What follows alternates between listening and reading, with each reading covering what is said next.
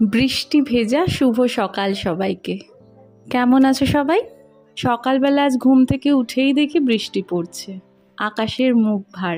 সকালের বাসি বিছানা গুছিয়ে টুকটাক কাপড় জামা গুছিয়ে রেখে চলে গেলাম সোজা রান্নাঘরে সবার জন্য চা তৈরি করতে। সকালবেলা আমার বাড়িতে সবাই আদা তুলসী পাতা দিয়ে লাল চা খেতেই পছন্দ করে। বড় মেজো ছোট 3টে কাপ এসে হাজির। আসলে সব থেকে বড় কাপটা আমার শ্বশুর মশাইয়ের জন্য, উনি একটু বেশি চা খান। মাঝারিটা আমার কর্তার জন্য, সব থেকে ছোটটা আমার জন্য, কারণ আমি কম চা খাই। প্রথমেই এখানে আটাটা মেখে রাখছি, কারণ আজকে ব্রেকফাস্টে লুচি হবে, লুচি আর আলুর দম, তাই জন্য আটাটা মেখে রেখে দিচ্ছি। এবারে মেয়ের টিফিনটা রেডি করিয়ে দিয়ে ওকে খাইয়ে দিতে হবে। আজকে টিফিনে সেরকম কিছু দিচ্ছি না, just bread butter and some dry fruits. আজকে স্কুলে 2টো ক্লাস টেস্ট, সো এখানে রিভিশন চলছে আর এদিকে আমি খাইয়ে দিচ্ছি। ছোটোবেলায় আমিও যখন স্কুলে যেতাম মা আমাকে খাইয়ে দিত। শুধু স্কুলে কেন বলবো, বিয়ের আগের দিন অবধিও মা আমাকে খাইয়ে দিয়েছে। আসলে মায়েরা যখন নিজের হাতে খাইয়ে দেয় বাচ্চারা একটু পেট ভরে খায়, আর না হলে ছড়িয়ে ছিটিয়ে ওই একটুখানি খায়। এই আহ্লাদ আবদারগুলো তো একমাত্র মায়ের কাছেই হয় বলো। বিয়ের পর আর এরকম রোজ রোজ বাইরে বেরোনোর সময় খাইয়ে দেওয়ার কে থাকে? আজ যেমন আমি মিস করছি, এক সময় আমার মেয়েও হয়তো এটা মিস করবে। ব্যাস রেডি হয়ে গেছে, এবারে রেনকোট পরে চললো বাবার সাথে স্কুলে। মা মেয়ের বন্ডিংটাই আসলে আলাদা হয়।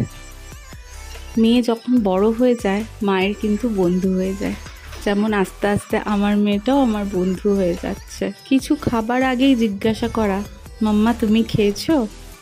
রাত্রিবেলা শোয়ার সময় যদি মাথা যন্ত্রণা করে নিজের ছোট্ট ছোট্ট হাত দিয়ে টিপে দেওয়া। কোথাও যাওয়ার জন্যে যখন সেজে গুজে রেডি হই, সব থেকে প্রথম কমপ্লিমেন্টটা কিন্তু আমার মেয়েই দেয়। এখানে ব্রেকফাস্ট রেডি হয়ে গেছে, লুচি আলুর দম আর রসগোল্লা। আর এখানে কর্তামশাই সবার জন্য ডিমের অমলেট রেডি করছে। ব্রেকফাস্ট উইদাউট ডিম ওর তো চলবেই না, তবে মঙ্গল বৃহস্পতি আর শনি বাদে, কারণ ওই 3 দিন আমাদের নিরামিষ হয়। এক পর্ব মিটতেই আরেক পর্ব শুরু।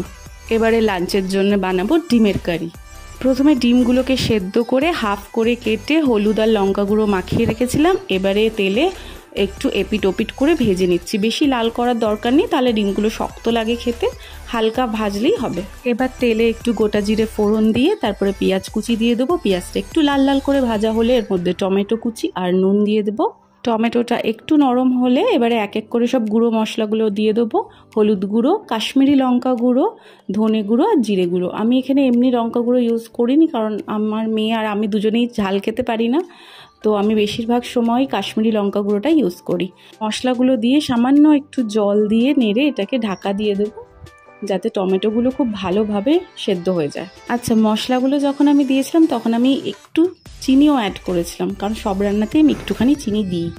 কিছুক্ষণ পর ঢাকা খুলে একটুখানি জল দেব এবং ভালো করে সেটা মিশিয়ে নেওয়ার পর 1 চামচ বেসন দেব। বেসনটাকে ভালো করে মিক্স করে নিতে হবে। যদি ভালো করে মিক্স না করি তাহলে তো ঝোলের মধ্যে লাম্প তৈরি হয়ে যাবে। এরপর আগে থেকে ভেজে রাখা ডিমগুলো দিয়ে দেবো। ভালো করে আস্তে হালকা হাতে মিক্স করতে হবে, নাহলে ডিমগুলো যেহেতু হাফ করে কাটা ভেঙে যেতে পারে। এটা খুব একটা ঝোল হয় না, এটা গায়ে মাখা মাখা একটু গ্রেভি হয়। এরপর ওপর থেকে ধনেপাতা ছড়িয়ে কাঁচা লঙ্কা দিয়ে দিলেই রেডি আমাদের ডিমের কারি। কেমন লাগলো জানিও।